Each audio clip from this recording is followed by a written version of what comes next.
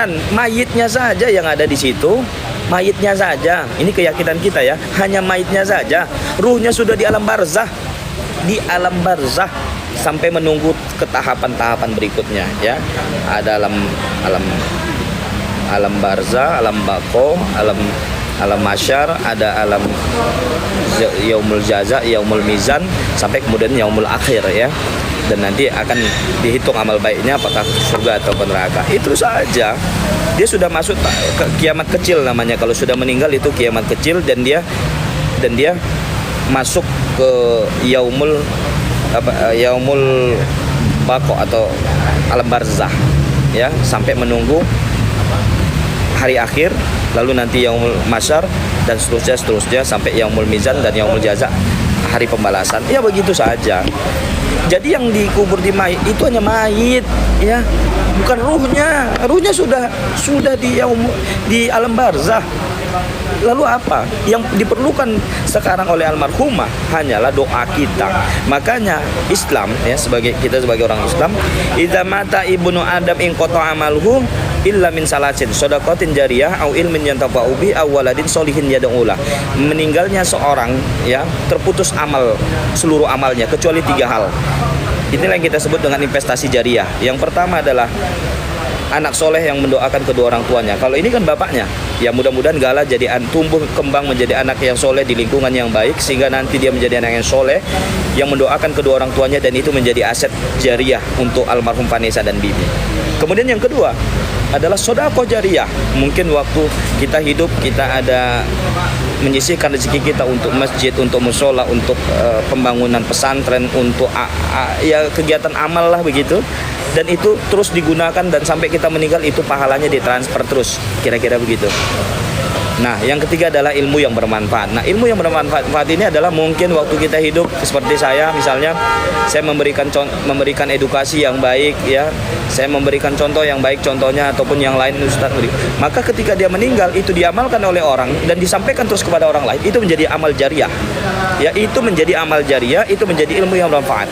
Gitu loh. Nah, itulah 3 investasi yang walaupun kita sudah meninggal itu tetap mengalir pahalanya, dan kita yakin itu. Thank you Ali Satama. Jadi gitu teman-teman ya. Nah, makanya kita heran kenapa kok itu terus yang dipersoalkan. Kenapa harus itu gitu loh.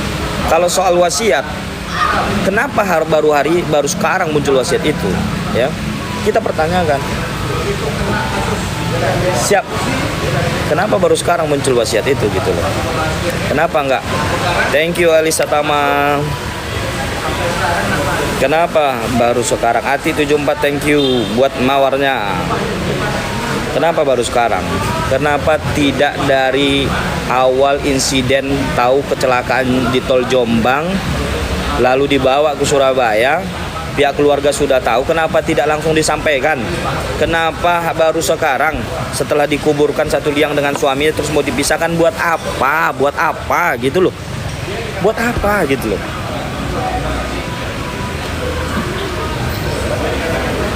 Kan aneh. Aneh nggak? Aneh lah kalau menurut saya.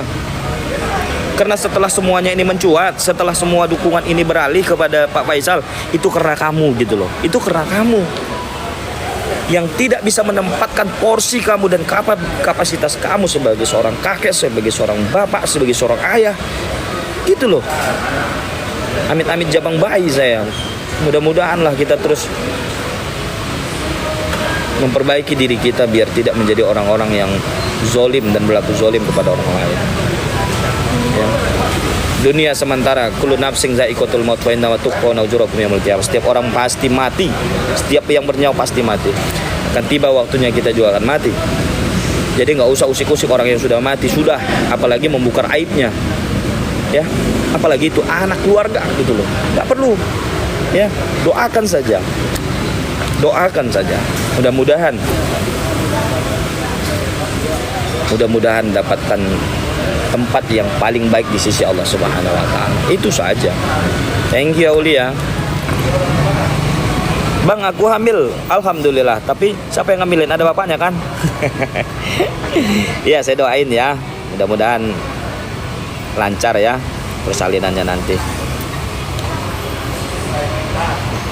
Bang, kapan mulai sidang lagi buat di Jakarta? Iya, saya perkara di Jakarta ada beberapa. Insya Allah setelah dari Medan saya akan ke Jakarta. Dan buat teman-teman yang memang beneran mau menggunakan kantor saya, tapi khusus ya, kalau yang lain-lain nggak usah lah, ya DM saja. Tapi kalau fokus mau konsultasi soal hukum, silahkan hubungi WA saya, ada di bio Instagram. Saya akan respon langsung. Ya, saya langsung respon.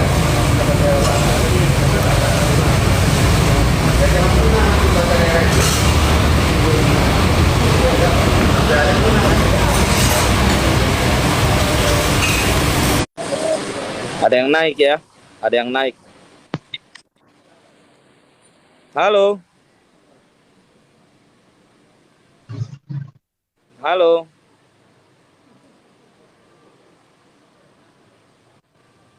Muhammad, halo bro. Udah bergabung? Mana kameranya on kan? Kameranya di on kan, Mas? Halo. Ya, halo. Mana? Ya. Izin bertanya. Boleh. Kalau seandainya dalam keluarga ada kena kasus narkotika, kena pasal 114 ayat 1. Iya. Apakah boleh dibanding? Bagaimana? Apakah boleh dibanding? Boleh, boleh. Jadi upaya hukum itu ada dua. Upaya hukum biasa itu adalah banding maupun kasasi.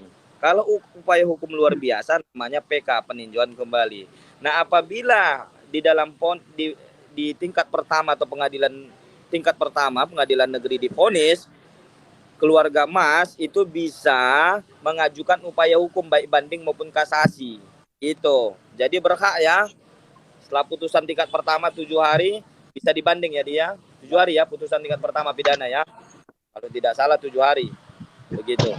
Setelah dibacakan putusan pikir-pikir untuk mengajukan upaya hukum ya. Begitu Bang Muhammad. Jadi boleh ya. Tapi kalau seandainya banding, kemungkinan naik atau turun hukumannya? Nah, yang namanya banding ataupun upaya hukum, kita berharap putusan judek faksi maupun judek juris itu meringankan atau mungkin membebaskan terdakwa dari segala tuntutan atau jeratan hukum, ya kan? Nah, pertanyaannya apakah meringankan atau memberatkan dilihat dari kasusnya. Nah, apakah benar-benar perbuatan itu dilakukan atau tidak?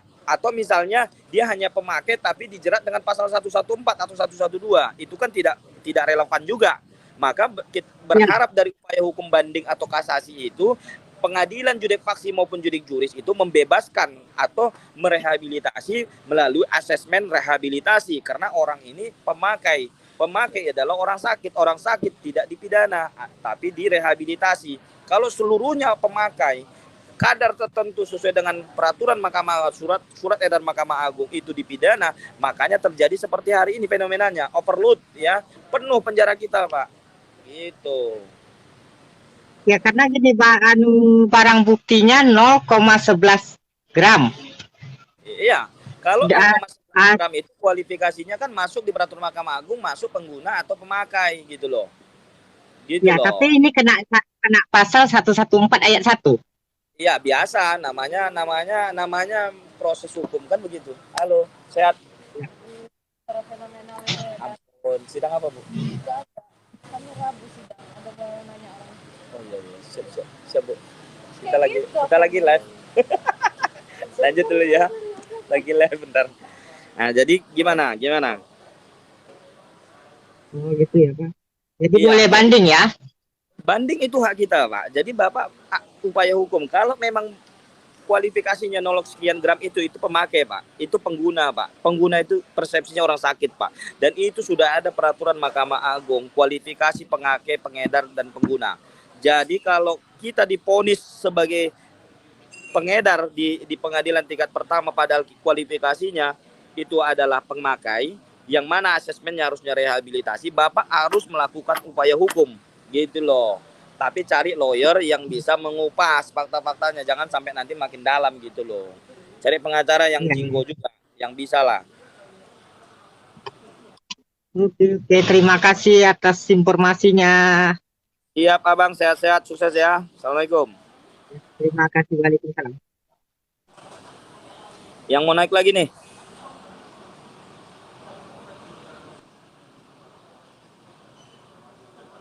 Yang mau naik silakan ya. Halo, Teman-teman ya. Assalamualaikum Bang. Waalaikumsalam Bang, gimana? Ini Bang, mau tanya Bang. Hmm. Kalau di sertifikat tanah itu ada tulisan konvensi itu maksudnya apa ya Bang? Konvensi, Iya. maksudnya apa tuh? Begini, Oh, nanti soal surat tanah, kalau ada sertifikatnya ada Abang, kan gini aja, biar mudah nanti kalau surat-surat mengenai anu surat, Bang. mengenai surat tanah nanti Abang Iya, Bang, tunggu WA dulu. aja saya ya. Tunggu Bang, bisa kamera enggak Bang? Bisa. Kamu pencet yang ada tanda ikatan sama biru itu. Hidupin kamera kamu. Oh, siapa?